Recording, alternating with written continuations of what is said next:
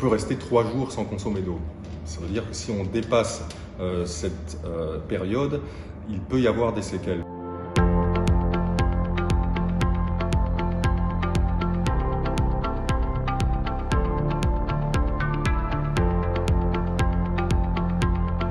Bonjour, mon nom est Florian Payès, je suis maître assistant à la Haute École Francisco Ferrer en section biomédicale et je vais répondre aux questions de nos camarades qui concernent l'eau.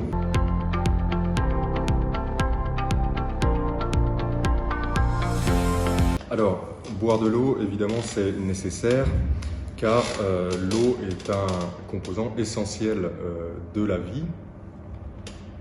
Il y a la règle des 3, je ne sais pas si vous la connaissez, qui consiste à dire qu'est-ce qui est essentiel pour la survie. Donc il y a manger, boire et respirer. Et cette règle des 3 dit que l'on peut rester 30 jours sans manger, 3 jours sans boire et 3 minutes sans respirer.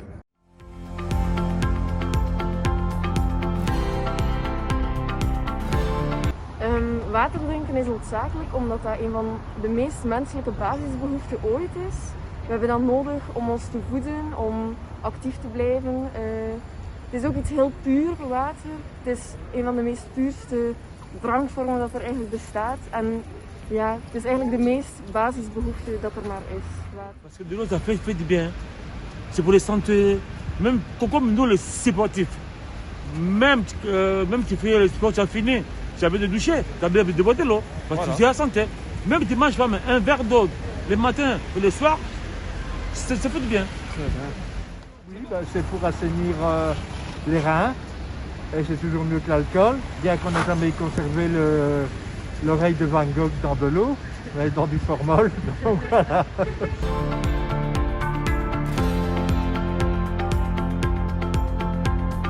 Un verre fait plus ou moins 25 centilitres et donc on sait qu'il faut boire entre 1,5 et 2 litres d'eau par jour, ce qui correspond plus ou moins à 7 verres d'eau, 7 verres d'eau à peu près.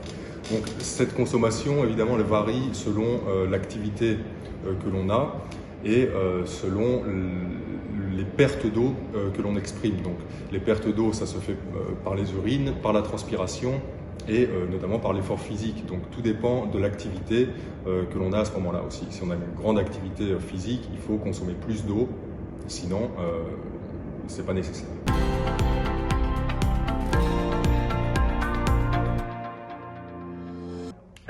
Pour moi, c'est en moins 1 litre d'eau.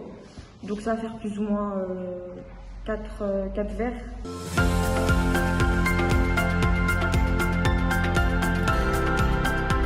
Alors les risques d'une consommation d'eau insuffisante, ils sont nombreux. Donc comme je l'ai dit auparavant, il faut consommer, on peut rester 3 jours sans consommer d'eau.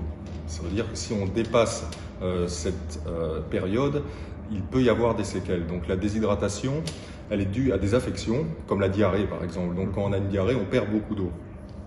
Et c'est à ce moment-là qu'il faut réhydrater absolument, car sinon les risques peuvent être nombreux. Au début, on va avoir une déshydratation qui va être extracellulaire.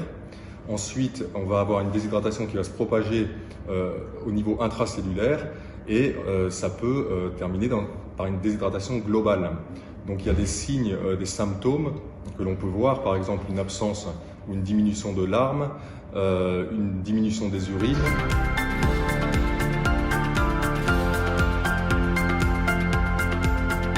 Alors l'eau, d'abord c'est quoi l'eau? On parle souvent d'eau mais on ne sait pas exactement ce que c'est. Quand on parle d'eau, est-ce qu'on parle d'eau pure? Est-ce qu'on parle d'eau potable? Est-ce qu'on parle d'eau minéralisée? Est-ce qu'on parle d'eau de source? Donc l'eau, le plus souvent quand on la retrouve dans la nature, c'est en fait une solution où des ions sont dissous. Car l'eau pure, qu'on appelle par exemple l'eau distillée, il faut qu'elle subisse un traitement pour éliminer justement tous les ions qui sont dissous en solution. Donc l'eau, elle se retrouve où? Elle se retrouve dans les nappes phréatiques, elle se retrouve dans les rivières, elle se retrouve dans les lacs, et donc toutes ces eaux ont un degré de pureté qui est variable.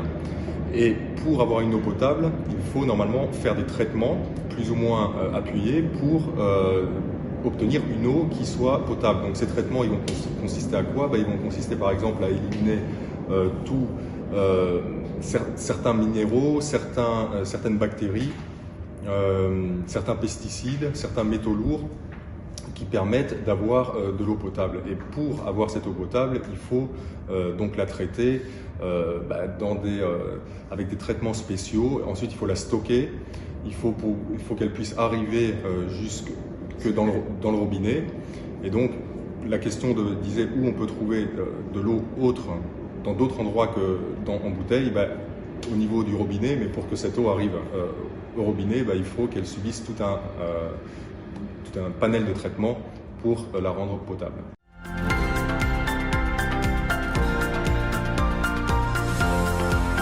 On la retrouve aussi dans les aliments. Donc en général, 20% de l'eau qu'on consomme quotidiennement se trouve dans les aliments, c'est-à-dire à peu près 1 litre.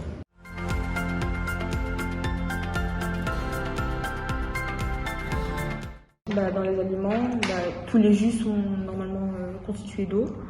Dans les aliments de base et tout ça.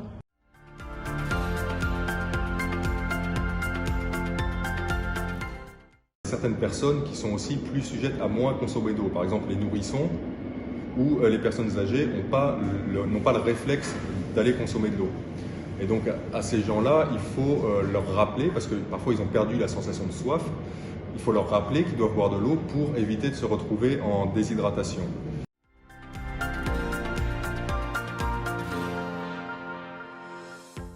Le pourcentage d'eau pour un adulte moyen est de 65%, et ce pourcentage diminue en fait tout au long de la vie. Donc au début, pour les nourrissons et les enfants, on a un pourcentage d'eau qui est plus élevé, et pour les personnes plus âgées, ce pourcentage d'eau peut diminuer jusqu'à 50%.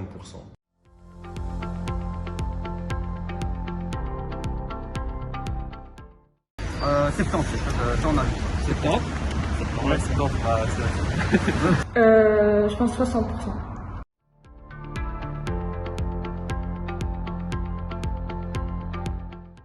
Donc il y a 70% d'eau sur Terre, et sur ces 70%, la plus grande partie est en fait de l'eau salée que l'on retrouve dans les océans et les mers à hauteur de 97%. Et donc le pourcentage d'eau douce est très faible, de l'ordre de 3%. Et c'est l'eau douce qui est propre à la consommation. L'eau salée n'est pas propre à la consommation.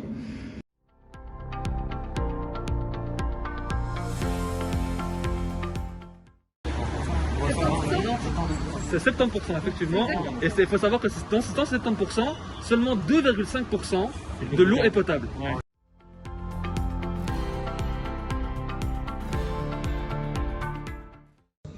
C'est possible, il y a déjà ça se passe déjà dans certaines régions du monde. Le problème, c'est que cette transformation d'énergie est très énergivore et réclame donc beaucoup d'électricité, et donc rejette aussi beaucoup de CO2. Et du coup, si on devait faire ceci à grande échelle, ça serait quelque chose qui ne serait pas très positif pour le réchauffement climatique.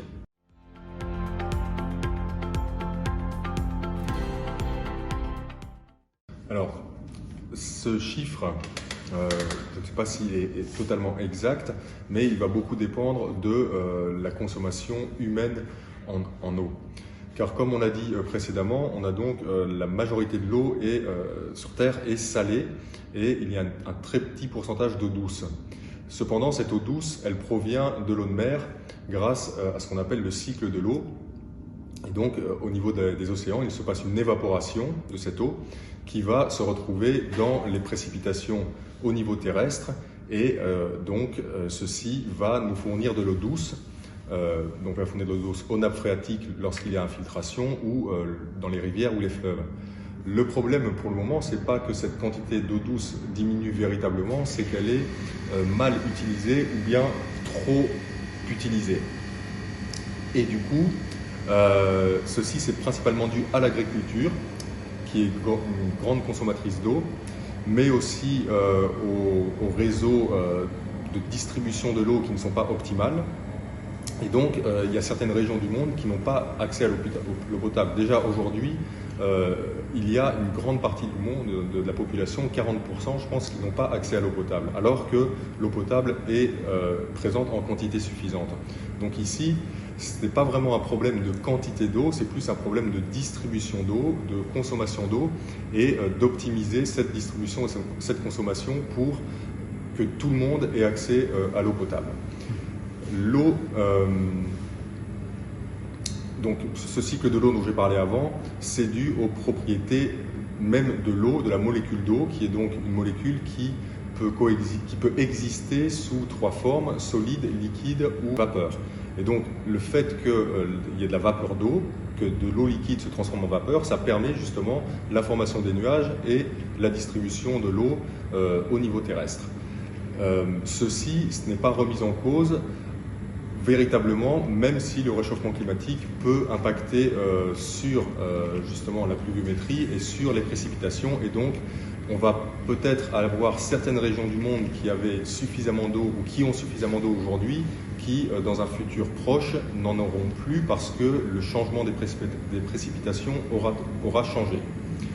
Maintenant, comme je l'ai dit, la quantité d'eau douce en principe elle doit rester stable, donc c'est à nous, humains, d'apprendre à consommer plus raisonnablement, à avoir moins de pertes et par exemple aussi à utiliser une agriculture qui permet d'avoir donc moins de pertes et d'avoir un meilleur rendement en utilisant par exemple des plantes qui sont moins demandeuses en eau ou en utilisant des distributions d'eau qui sont plus efficientes.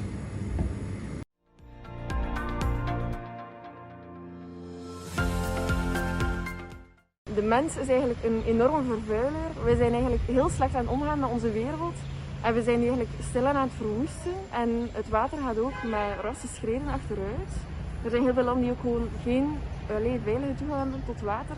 En ik weet zeker dat over een paar jaar dat water zal slinken en dat dat echt een luxe product gaat worden. Chez nous en Afrique, il n'y a pas de l'eau potable, mais on pousse de l'eau dans le mamie, mais c'est de l'eau. Tu vois les petits là, ils boivent toujours avec ça. Ouais, pour la vie, même tu vas au désert, s'il n'y a pas de l'eau, tu vas jamais au désert, parce qu'il n'y a pas de l'eau. Pourquoi?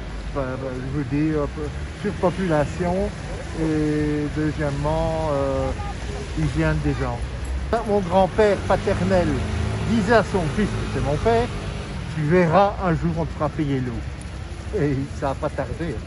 Et je vous parle d'ici en 1920, années 30. À mon avis, il y a moyen de trouver des solutions. Enfin, si c'est de l'eau potable, il y a moyen de trouver des solutions avec la mer pour enlever le sel, par exemple. Mais ouais, je crois qu'on commence à trop consommer, et surtout par exemple avec la viande, ça consomme beaucoup d'eau de produire de la viande. Donc à mon avis, ouais, c'est vrai.